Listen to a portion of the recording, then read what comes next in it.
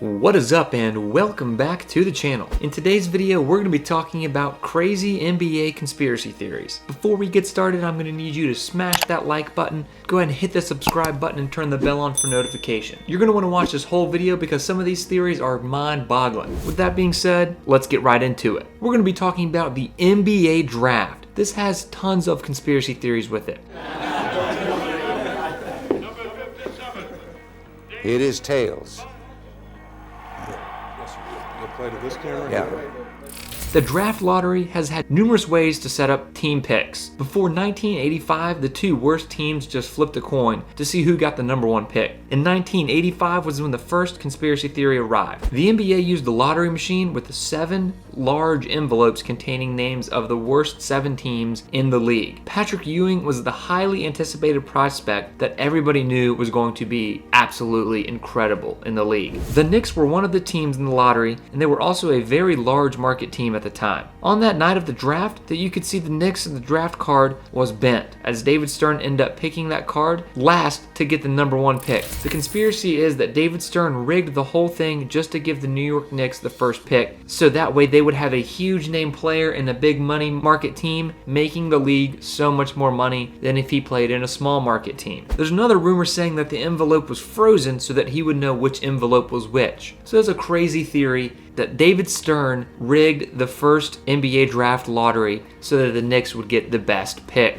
Now in 2003, the draft was quote-unquote fixed that year because LeBron James was coming into the league and the Nuggets and the Cavs had the worst record in the entire league. And what better scenario would the NBA be in than if the extremely hyped up LeBron James ended up playing for his hometown, the Cleveland Cavaliers. Lo and behold, the Cavs ended up getting the number one pick and they snagged LeBron James. Very interesting. LeBron would later leave the Cavs and then the number one pick became up for grabs again. And the Cavs only had a 2.8% chance to win that pick. They ended up drafting Kyrie Irving number 1 overall yet again. They got the number 1 pick 3 out of 4 years in a row. And the rumor was that the league gifted them assets to lure LeBron James back in 2015, and that's exactly what he ended up doing. Try to get my teammates better. You know, I'm not looking for individual things, I'm all about the team. Well, the team wears this jersey on the road, LeBron. Here it is. Enjoy it. All right, Cavs fans back at home. So very interesting with the Cavaliers and the NBA league. Whatever's going on there looked really fishy. A few years later, the exact same thing happened with Derrick Rose. The only thing that was different was it was the Bulls, and they were the 9th worst team in the league that year, and they only had a 2% chance to get the number 1 pick, but they ended up getting the superstar Derrick Rose playing for his hometown team. What a story that is. That happened in 2003 and several years later with Derrick Rose, and he went on to win the MVP award his 3rd year in the NBA. My pleasure to award to you the Kia NBA 2010-11 MVP trophy.